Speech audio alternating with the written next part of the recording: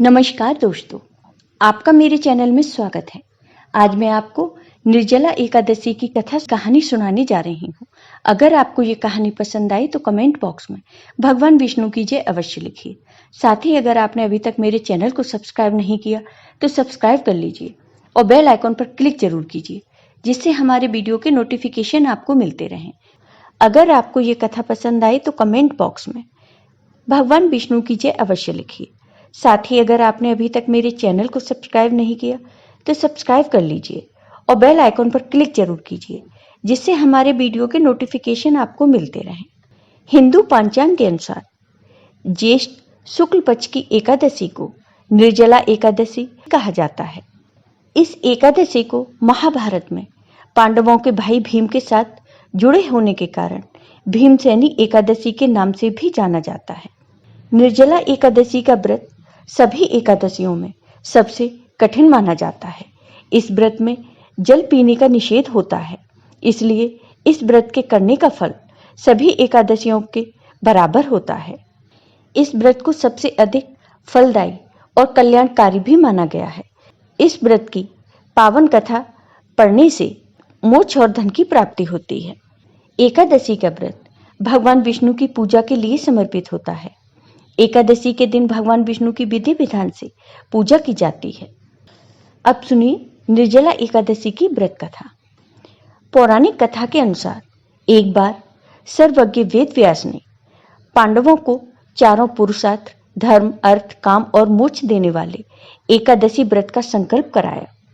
तब युधिष्ठिर ने भगवान श्री कृष्ण से कहा, हे भगवान, ज्येष्ठ मास के शुक्ल पक्ष में जो एकादशी पड़ती है उसके बारे में कृपया करके हमें बताइए। तब भगवान श्री कृष्ण ने कहा, हे राजन, इसके बारे में तो परम धर्मात्मा सत्यवती नंदन व्यास जी ही बताएंगे। वो सभी वेदों के ज्ञाता हैं। तब वेद व्यास जी ने कहा कि दोनों पक्षों कृष्ण पक्ष और शुक्ल पक्ष की एकादशी में अन्न खाना वर्जित है। द्वादशी के दिन स्नान आदि के बाद पहले ब्राह्मणों को भोजन कराना चाहिए और अंत में स्वयं भोजन करना चाहिए। वेद व्यास जी की बात सुनकर भीमसेन बोले, हे पितामह, भ्राता युधिष्ठिर, माता कुंती, द्रौपदी, अर्जुन, नकुल और सहदेव आदि सब एकादशी का व्रत करने को कहते हैं, परंतु मैं उनसे कहता हूँ कि भाई, मैं भगवान की शक्ति पूजा आदि तो कर सकता हूँ, दान भी दे सकता हूँ, परंतु भोजन के बिना नहीं रह सकता। इस पर व्यास जी कहने लगे, हे भीमसेन, यदि तुम नरक को बुरा और स्वर्ग को अच्छा समझते हो तो प्रतिमास की दोनों एकादशियों को अन्न मत खाया करो। भीम कहने लगे, हे पितामह, मैं तो पहले ही कह चुका हूं, मैं भूख सहन नहीं कर सकता। मैं हर माह में 2 नहीं बल्कि पूरे वर्ष में एक ही उपवास कर सकता हूं, जिससे कि मुझे स्वर्ग की प्राप्ति हो और मैं कल्याण का भागी बन सकूं। यदि कोई ऐसा एक व्रत हो तो बताइए। तब व्यास जी ने कहा, हे पुत्र, बड़े बड़े ऋषियों ने बहुत शास्त्र आदि बनाए हैं, जिनसे बिना धन के थोड़े परिश्रम से ही स्वर्ग की प्राप्ति हो सकती है। इसी प्रकार शास्त्रों में दोनों पक्षों की एकादशी का व्रत मुक्ति के लिए रखा जाता है। व्यास जी के वचन सुनकर भीमसेन नरक में जाने के नाम से भयभीत हो गए और कांपकर कहने लगे कि अब क्या करूं? मास में 2 व्रत तो मैं कर नहीं सकता। हाँ, एक वर्ष में एक व्रत करने का प्रयत्न अवश्य कर सकता हूँ। अतः वर्ष में एक दिन व्रत करने से यदि मेरी मुक्ति हो जाए तो ऐसा कोई व्रत बताइए। यह सुनकर व्यास जी ने कहा कि वृषभ और मिथुन की संक्रांति के बीच ज्येष्ठ मास के शुक्ल पक्ष की जो एकादशी आती है उसका नाम निर्जला है। तुम उस एकादशी का व्रत करो। इस एकादशी के व्रत में स्नान और आचमन के सिवा जल वर्जित है। आचमन में 6 मासे से अधिक जल नहीं होना चाहिए, अन्यथा वह मद्यपान के सदृश हो जाता है। इस दिन भोजन नहीं करना चाहिए, क्योंकि भोजन करने से व्रत नष्ट हो जाता है। यदि एकादशी को सूर्योदय से लेकर द्वादशी के सूर्योदय तक जल ग्रहण न करें तो उसे सारी एकादशियों के व्रत का फल प्राप्त होता है। द्वादशी को सूर्योदय से पहले उठकर स्नान आदि करके ब्राह्मणों को दान आदि देना चाहिए। इसके पश्चात भूखे और शतपात ब्राह्मण को भोजन कराकर फिर आप भोजन कर लेना चाहिए। इसका फल पूरे 1 वर्ष की संपूर्ण एकादशियों के बराबर होता है। व्यास जी कहने लगे, हे भीमसेन, यह मुझको स्वयं भगवान ने बताया है। इस एकादशी का पुण्य समस्त तीर्थों और दानों से अधिक है। केवल एक दिन मनुष्य निर्जल रहने से पापों से मुक्त हो जाता है। जो मनुष्य निर्जल एकादशी का व्रत करते हैं, उनकी मृत्यु के समय यमदूत आकर नहीं घेरते। भगवान के पार्षद उसे पुष्पक विमान में बिठाकर स्वर्ग को ले जाते हैं। अतः संसार में सबसे श्रेष्ठ निर्जला एकादशी का व्रत है। इसलिए यत्न के साथ इस व्रत को करना चाहिए। उस दिन ओम नमो भगवते वासुदेवाय मंत्र का उच्चारण करना चाहिए और गोदान करना चाहिए। इस प्रकार व्यास जी की आज्ञा अनुसार भीमसेन ने इस व्रत को किया। इसलिए इस एकादशी को भीमसेनी या पांडव एकादशी भी कहते हैं। इस एकादशी के व्रत से मनुष्य विष्णु लोक को प्राप्त होता है। तो हे कुंती पुत्र, जो पुरुष या स्त्री श्रद्धा पूर्वक इस व्रत को करते हैं, उन्हें अग्रलिखित कर्म करने चाहिए। प्रथम भगवान का पूजन, फिर गोदान, ब्राह्मणों को मिष्ठान व दक्षिणा देनी चाहिए तथा जल से भरे कलश का दान अवश्य करना चाहिए। निर्जला के दिन अन्न, वस्त्र, जूता आदि का दान भी करना चाहिए। जो मनुष्य भक्ति पूर्वक इस कथा को पढ़ते या सुनते हैं, उन्हें निश्चय ही स्वर्ग की प्राप्ति होती है। अब सुनिए ये कहानी। बहुत समय पहले की बात है। किसी गांव में एक व्यक्ति रहता था। उस व्यक्ति की नई नई शादी हुई थी। वो पहली बार अपनी पत्नी को लेने ससुराल जा रहा था। वह बहुत ही अच्छे ढंग से तैयार हुआ, नए नए कपड़े पहने। वह ससुराल जाने के लिए निकला तो रास्ते में उसने देखा एक गाय तालाब में पानी पीने जाती है। जेठ का महीना था। गाय तालाब में फंस जाती है, निकल नहीं पाती। तो वह उस व्यक्ति को देखती है और उससे कहती है कि हे भाई, मैं तालाब में फंस गई हूँ, कृपा करके मुझे इस तालाब से निकलने में मेरी मदद करो।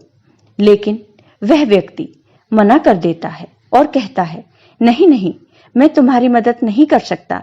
मैं अपनी पत्नी को लेने पहली बार ससुराल जा रहा हूँ। अगर मैं तालाब में घुसा तो मेरे कपड़े गंदे हो जाएंगे। गाय ने बार बार उस व्यक्ति से विनती की, लेकिन वह व्यक्ति नहीं माना। गाय ने कहा, अरे भाई, आज निर्जला 11 का दिन है। अगर तुम मेरी मदद करोगे तो तुम्हें बहुत पुण्य मिलेगा। मैं तुम्हें वरदान दूंगी, तुम्हारी 7 पीढ़ियां तर जाएंगी, तुम्हें हर सुख मिलेगा। लेकिन वह व्यक्ति नहीं माना। तब गाय को बहुत गुस्सा आ गया।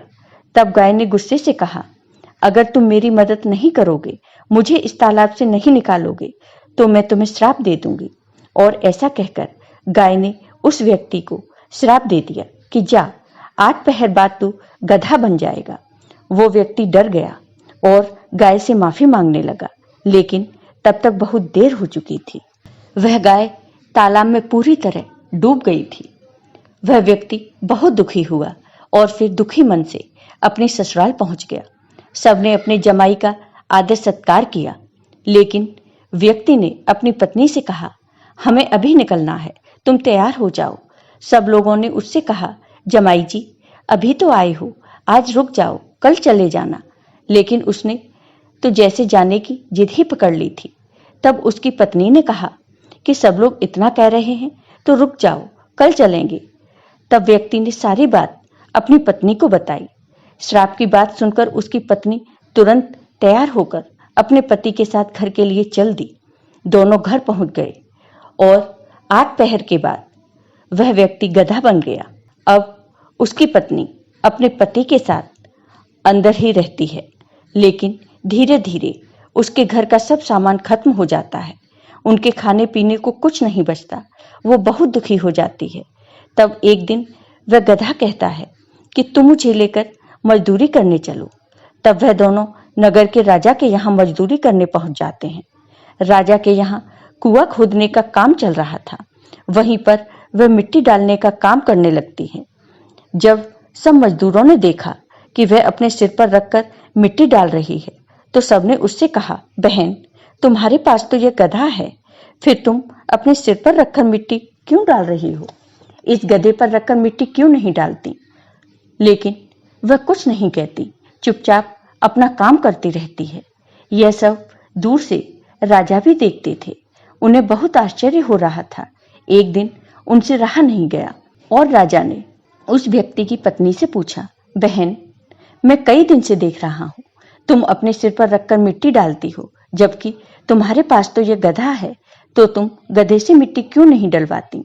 तब उस व्यक्ति की पत्नी कहती है, महाराज, ये गधा नहीं, मेरे पति हैं, मैं इनसे मिट्टी कैसे डलवा सकती हूँ? राजा कहते हैं, ऐसा कैसे हो सकता है? तब वह कहती है, ऐसा एक गाय के श्राप के कारण हुआ है, और वह सारी बात राजा को बता देती है। तब राजा अपने यहाँ एक पंडित को बुलाते हैं और उस पंडित से इसका समाधान पूछते हैं। तो पंडित जी ने कहा, महाराज, इसका एक ही उपाय है। जिस व्यक्ति ने अपने जीवन काल में 101 ग्यारस की हो और उसका फल वो इस गधे को दे दे, तो ये मनुष्य रूप में बदल सकता है। तब राजा ने अपने राज्य में ऐलान करवा दिया कि जिसने 101 ग्यारस की हो वो उसका फल इस गधे को दे दें, तो मैं उसे अपना आधा राज्य दे दूंगा। पूरे राज्य में कोई ऐसा नहीं था जिसने पूरी 101 ग्यारस की हो। तभी एक बूढ़ी औरत महल में आती है और वह कहती है, महाराज, मैंने पूरी 101 ग्यारस की है। तब राजा ने कहा कि तुम अपनी 101 ग्यारस का फल इस गधे को दे दो, मैं तुम्हें बहुत धन दूंगा। तब वह बूढ़ी औरत कहती है कि हे महाराज, मैं इस धन दौलत का क्या करूंगी? अब मेरे जीवन के दिन ही कितने बचे हैं। और वह कहती है कि मैं 100 ग्यारस का फल इस गधे को दे दूंगी, लेकिन एक निर्जला एकादशी को अपने पास रखूंगी, क्योंकि निर्जला एकादशी से मुझे मोक्ष की प्राप्ति होगी, विष्णु भगवान के दर्शन होंगे। ऐसा कहकर उस बूढ़ी औरत ने 100 ग्यारस का फल उस गधे को दे दिया, जिससे उस गधे का शरीर फिर से इंसान का हो गया। लेकिन एक ग्यारस कम होने के कारण उसके शरीर में एक पूंछ रह गई, वह उसके शरीर से नहीं हटी। इस तरह ग्यारस के फल से उसे गाय के श्राप से मुक्ति मिली।